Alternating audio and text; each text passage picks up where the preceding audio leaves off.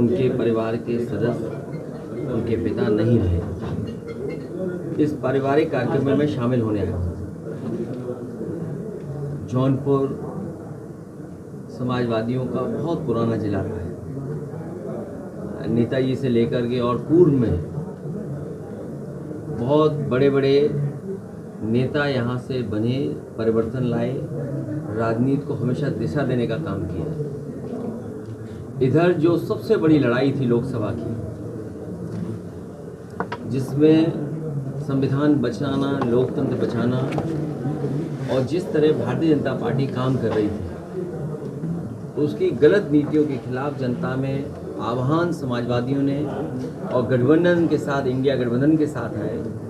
उसका परिणाम ये हुआ है, न केवल जौनपुर की जनता ने, जिसमें दोनों लोकसभा हैं, जौनपुर लोकसभा, मछली शहर लोकसभा और आसपास की बहुत महत्वपूर्ण लोकसभा इंडिया गठबंधन के पक्ष में आई है।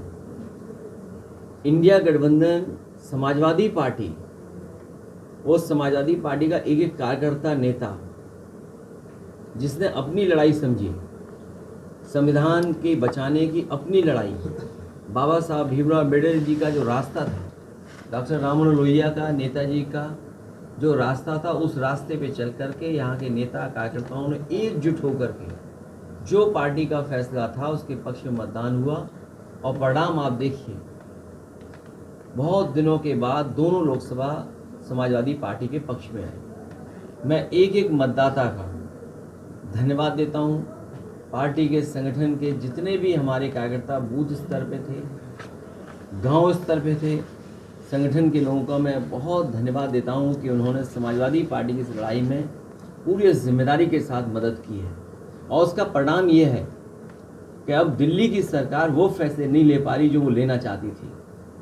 लेकिन उसके बावजूद भी आप और हम देख रहे हैं कि जब हर सवाल पर सरकार नाकाम हो गई है, आप उनसे महंगाई पर चर्चा करें, जब हम और आप आज यहाँ बातचीत कर रहे हैं, डीजल पेट्रोल की कीमतें बढ़ी हैं। ये अलग बात है कि सरकार कैसे गोल गोल जवाब दे रही है कि भार नहीं जनता पे पड़ेगा। सिलेंडर देखिए आप, जिसको फ्री देने की बात कही है, आज फिर कीमत बढ़ गई। और जिस तरीके से अमेरिका आर्थिक रूप से पाबंदी लगा रहा है अपनी अर्थव्यवस्था बचाने के लिए, अगर वो अपनी अर्थव्यवस्था बचा रहा है और पाबंदियां लगा रहा है, तो भारत की अर्थव्यवस्था को कौन बचाएगा? जब भारत की अर्थव्यवस्था नहीं ठीक चल पा रही है, तो जो निवेश करने वाले लोग हैं अपना पैसा निकाल रहे हैं। उसका परिणाम ये है कि सेंसेस लगातार नीचे जा रहा है। महंगाई पे ये जवाब नहीं देना चाहते हैं। बेरोजगारी इतने बड़े पैमाने पे फैल गई है कि आने वाली सरकार अगर फैसले भी लेती है तो कब बेरोजगारी को दूर कर पाएगी। कुछ लोगों को लाभ पहुंचाने के लिए सरकार हर फैसला ले रही है। अभी मुद्रा योजना का 10 साल पूरे हुए हैं। आप खुद सोचिए, अगर 52 करोड़ लोगों को इन्होंने मुद्रा योजनाओं से जोड़ा है और ये बात उन्होंने सरकार में कही थी कि हर व्यक्ति को नौकरी मिलेगी इस मुद्रा योजना के माध्यम से, जो कारोबारियों की मदद की। अगर 52 करोड़ लोगों को इन्होंने मदद की है, 33 लाख करोड़, तो अगर एक व्यक्ति जिसको मुद्रा लोन मिला है, अगर उसने 2 लोगों को नौकरी दी है, तो इसका मतलब तो यह है कि नौकरी खत्म हो जानी चाहिए थी, अब नौकरी की जरूरत ही नहीं थी किसी को। ये तो उन्हीं की बात मैं कह रहा हूं जो आपसे मैं आज शेयर कर रहा हूं। और फिर हमारे मुख्यमंत्री कहते हैं कि अगले 3 साल में हम जीरो पॉवर्टी कर देंगे। हमारे मुख्यमंत्री जी को जानते नहीं है। अगर उन्हें वीवो का मोबाइल दे दो तो कहो वो भी ना चला पाए, आईफोन दे दो तो कहो दीवार पे मार दें। क्या कह रहे हैं कि 3 साल में हम गरीबी दूर कर देंगे, जीरो पॉवर्टी कर देंगे। ये किस बात का नारा है? और फिर zero tolerance law and order के लिए सुप्रीम कोर्ट क्या कह रहा है? सुप्रीम कोर्ट कह रहा है जो बात हम लोग कहते थे वो बात सुप्रीम कोर्ट कह रहा है कि कानून व्यवस्था उत्तर प्रदेश में है ही नहीं, खत्म हो गई है। कानून व्यवस्था के नाम पर कुछ हो ही नहीं रहा है। मनचाहा अधिकारी काम कर रहे हैं, मनचाहा अधिकारी मुकदमे लगा रहे हैं, मनचाहा लोग पैसे वसूल रहे हैं। और जौनपुर से बेहतर कौन नहीं जानता, याद करो वो पुजारी की घटना। क्या आज भी जेल में नहीं है पुलिस के लोग? मुझे वो दिन याद है जब एक बच्चा केवल टिकटॉक बना रहा था, वो मुस्लिम बच्चा था, टिकटॉक बना रहा था, पुलिस ने दबाव बनाया, उसके बाप पिताजी से पैसा लेना चाहते थे, जान चली गई बाद में। हमारा पूरा डेलीगेशन पार्टी का पहुंचा था। न जाने कितने बेगुनाहों को मार दिया। और यही जौनपुर है जहां पर अपनी नाकामी छुपाने के लिए बैंक डकैती के मामले में एक फेक इनकाउंटर किया था। फेक इनकाउंटर इसी जिले में हुआ था। और कैसी सरकार है, सोचिए आप। जब सवाल खड़े हुए, जवाब नहीं दे पाए, तो उन्होंने बैलेंस करने के लिए एक छतरी की भी जान ले ली। ये बात आप लोगों से नहीं छिपी होगी, क्योंकि आप लोगों ने तो करीब से चीजें देखी हैं। तो हर चीज की जब नाकामी हो गई, ये जो वक्फ बिल लाए हैं, नाकामी का पर्दा है। अपनी तमाम जो उनकी नाकामी है योजनाओं की, जो कुछ नहीं जनता को कर पाए, इसलिए इस तरह के कानून ला रहे हैं। समाजवादी पार्टी ने लोकसभा में भी स्वीकार नहीं किया था। आने वाले समय में भारतीय जनता पार्टी जाने वाली है। भारतीय जनता पार्टी पीडीए की ताकत को, पीडीए की एकजुटता का सामना नहीं कर सकती भारतीय जनता पार्टी। और इसीलिए क्या कह रही थी मुख्यमंत्री जी, 80 और 90, ये मैंने नहीं कहा। अगर पूर्व में किसी ने कहा हो, मेरे मुंह से आपने कभी नहीं सुना होगा 80 और 90। मैं उन्हीं मुख्यमंत्री जो 80-90 कह रहे हैं, मैं उनसे जानना चाहता हूं कि हम 80 में आते हैं कि 20 में आते हैं, 80 में है कि 20 में है। अगर वो ये बता पा रहे हैं तो वो समझ लें ये लड़ाई 90-10 की है। और 90-10 में इसलिए बोल रहा हूं कि हर पीड़ित अपमानित पीडीए के साथ है। आप में से ही बहुत सारे लोग समय समय अपमानित हुए होंगे। हमारे प्रेस के साथी भी जानते हैं परेशानियां। इसलिए पीडीए की ताकत से भारतीय जनता पार्टी मुकाबला नहीं कर पाएगी। 2027 को लेकर क्या तैयारी है? को पूरी तैयारी है। भारतीय जनता पार्टी का सफाया होने जा रहा है उत्तर प्रदेश से। क्या बसपा से गठबंधन करने जा रहे हैं क्या? राम गोपाल जी को लेकर के जो धमकी भरे अंदाज उन्होंने बयान दिया, उसको लेकर के आपकी क्या प्रतिक्रिया? देखिए, बहुत पुरानी कहावत है, उसको कहना नहीं चाहता हूँ मैं, क्योंकि हम समाजवादी लोग झगड़ा नहीं लगाना चाहते। एक उन्हीं का विधायक कपड़े फाड़ करके, या कपड़े फट गए, पुलिस ने इतना मारा, सुनने में आ रहा है कि पुलिस ने ऐसा उनका कुर्ता कपड़ा खींचा कि कुर्ता कपड़ा फट गया। भगवान श्री राम के दर्शन करने भी वो फटे कपड़े में गए थे, और अभी भी फटे कपड़े पहन रहे हैं वो।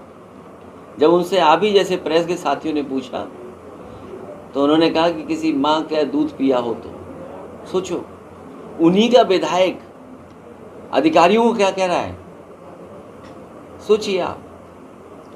ये हारे हुए के लोगों के बारे में कुछ बोलना नहीं है।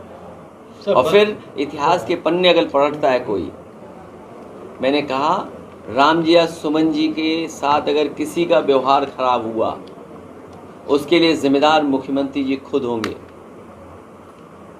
जौनपुर में एक मुस्लिम कद्दावर नेता की पत्नी का देहांत हुआ, वो खुद एडमिट है, बीमार है, क्या उनके घर भी जाएंगे? नहीं, मैं नहीं जा पाऊँगा। मैं बहुत पुराने हैं, मैंने ही उन्हें बनाया, मैं उनका पूरा ख्याल रखूंगा। हमारी पार्टी पूरा ध्यान रखेगी उनका भी। कुछ ही दिन पहले अभी प्रदेश अध्यक्ष जी भी घर होकर के आए थे।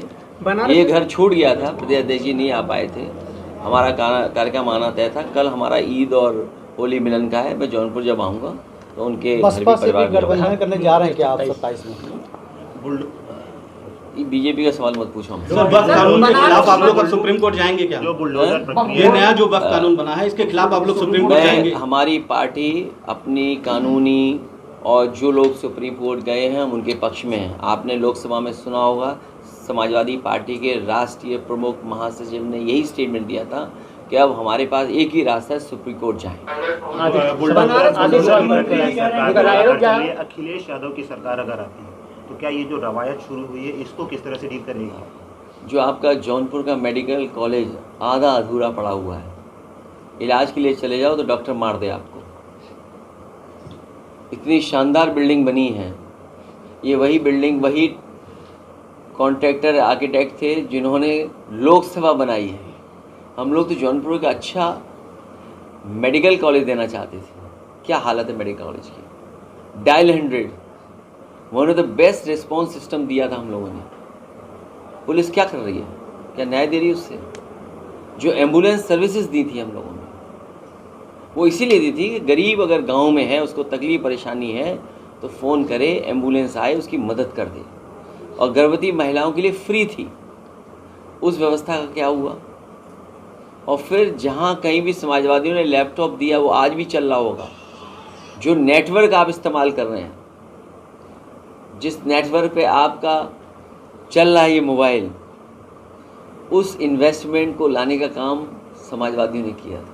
और उसी का परिणाम ये है कि आज इंटरनेट और उस तरह की सेवाएं बड़े पैमाने पर पहुंच रही हैं गांव-गांव। और बिजली, ये केवल मीटर लगा रहे हैं, बिजली महंगी कर रहे हैं, सस्ती नहीं होने दे रहे हैं बिजली।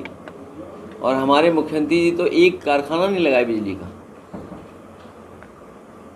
बनारस में सर गैंगरेप हुआ है, मोदी जी के संसदीय क्षेत्र में गैंगरेप हुआ है सर। ये घटनाएं जो वाराणसी में हो रही हैं दुखद हैं। और अगर संख्या और नंबर्स हम देखें, अगर देश में सबसे ज़्यादा असुरक्षित महिलाएं कहीं हैं तो उत्तर प्रदेश में। पुलिस का कहना है कि अब नए तरह के माफिया पैदा हो रहे हैं। पुलिस की क्यों मानते हो? पुलिस खुद ही माफिया का काम कर रही है। आपको नहीं पता क्या? आपको पता होगा। घटना बरेली की, पुलिस ढूंढ रही पुलिस को, पुलिस अपहरण कर रही है, पुलिस ही एफआईआर लिखा रही पुलिस की, और पुलिस ही पकड़ के ला रही है। ये कभी देखा आपने? सुना हुआ है कभी आपने कि पुलिस को पकड़ रही है? कभी बसपा में रहे दद्दू प्रसाद, अब आपके साथ आ गए, क्या इससे सपा और मजबूत होने जा रही है क्या? अभी बहुत सारे लोगों को जोड़ने का काम होना है। अध्यक्ष जी, मुख्यमंत्री जी कह रहे हैं हर साल इलेक्शन होने से भ्रष्टाचार बढ़ता है, विकास की दर में कमी आ जाती है, जो है 2034 तक वन नेशन वन इलेक्शन कर हो जाए। उनसे कहिए कि पूरे उत्तर प्रदेश का एक फेज में चुनाव करा के दिखा दो। पूरे उत्तर प्रदेश का वन नेशन वन इलेक्शन, अगर वन नेशन वन इलेक्शन का ये बीजेपी इतना बड़ा सपना देख रहे हैं तो वन फेज में इलेक्शन तो करके दिखाएं। पहले यूपी का एक फेज में इलेक्शन करा दें। क्यों हम ईवीएम को देखें, बैटरी चार्ज है कि नहीं चार्ज है, कम चार्ज है कि ज़्यादा चार्ज है। और फिर ट्रम्प जो अमेरिका के राष्ट्रपति, सुना नहीं आपने? उन्होंने कहा कि कुछ गड़बड़ है इस मशीन में, टेक्नोलॉजी में गड़बड़ है। एलन मस्क कह रहे हैं गड़बड़ है। आप सोचिए भारत पे क्या पाबंदियां लग गई हैं। चिंता का विषय ये है कि आपकी अर्थव्यवस्था चल नहीं रही है। आप सब दूसरे देशों से ले रहे हैं कारोबार, वो बाजार हमारा खा जा रहे हैं। कम से कम भारतीय जनता पार्टी को अमेरिका से सीखना चाहिए और इन्हें भी पाबंदी चीन पे लगा देनी चाहिए। रेखा गुप्ता, ये कौन है? दिल्ली के सीएम। उनसे आपका परिचय हो तो मिलाओ जाके आप। आतिश साल इनका परिचय तो होगा, मुझे लगता है आपको जाना चाहिए मिलने में। समाजवादी पार्टी दैनिक जागरण नहीं पढ़ेगी, मैं तो नहीं पढ़ूंगा। चैनल के लिए आपने बोला कि वो कांग्रेस के पक्ष में या कुछ इस तरह, क्योंकि उनके मालिक हैं कांग्रेस के, उसमें किसी को छिपा नहीं है, कोई छिपी बात नहीं है। और कोई बात ऐसी नहीं मैं कहता हूँ जो ना पता हो किसी को। समय समय पर ये चीज़ें हैं। कभी नेताजी ने एक अखबार की प्रतियां जलवाई थी, अखिलेश यादव एक अखबार के लिए बॉयकॉट के लिए कह रहे हैं। तुम सच लिख दो, अगर तुम ना जेल चले जाओ तो बताना। कई पत्रकार साथी हैं, सच दिखा दें तो प्रशासन हो सकता है तुम पे कुछ कार्रवाई कर दे। लगता है ये कार्रवाई आप पे कभी हुई नहीं है। अभी आगे की क्या रूपरेखा है इंडिया अलायंस की, और जो आगे आगामी चुनाव है उसको अखिलेश यादव किस तरह से देख रहे हैं और किस तरह से? समाजवादी पार्टी का लक्ष्य है कि भारतीय जनता पार्टी हटे और हम सब लोग मिलकर के पीडीए की ताकत को और मजबूत करेंगे। हर पीड़ित के साथ पीडीए दिखाई देगा, हर परेशान के साथ पीडीए दिखाई देगा। राहुल गांधी बिहार में अभी राहुल गांधी बिहार में पिछड़े और दलित की बात कर रहे हैं। कुछ कह रहा ही है हमारा पत्रकार। राहुल गांधी बिहार में पिछड़ों और दलित की बात कर रहे हैं, अगड़ों की बात नहीं कर रहे हैं, तो क्या वो भी पीडीए का वहाँ पे? अच्छी बात है, अगर वो अच्छी बात है कि वो समय को समझ रहे हैं। फोन कर रहे हैं 2 मिनट। राजनीति में जो समय को समझता है वो आगे बढ़ता है। कुछ नया डायमेंशन क्या ऐड हो रहा है पीडीए? मुझे लगता है हर पीड़ित के साथ पीडीए है। ये डायमेंशन क्या ख़राब लग रहा है आपको? इससे अच्छा डायमेंशन और क्या हो सकता है? इससे अच्छा एक कलेक्टिव और सबको जोड़ने का और क्या फैसला होगा? जो पीड़ित है उसके साथ है, जो दुखी हम उसके साथ हैं, इसीलिए पीडीए। अभी यहाँ पर सामूहिक विवाह हुआ था, काफ़ी सारे अपात्र जोड़े उसमें सामने आए।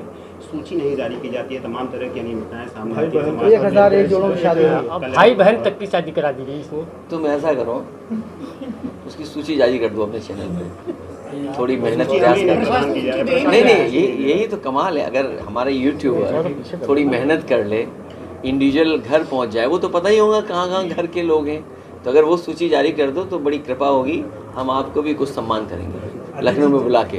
अध्यक्ष जी, जब मुख्यमंत्री जी का यहाँ दौरा होता है जोधपुर में, समाजवादियों को जो है घर से उठा लिया जाता है, जो युवा क्रांतिकारी पुलिस लगा दी जाती है, यहाँ पुलिस लगा दी जाती है। 36 ये नई परंपरा है, नई तरह की परंपरा, नई तरह की परंपरा है ये। जी बहुत धन्यवाद प्रेस के लोग।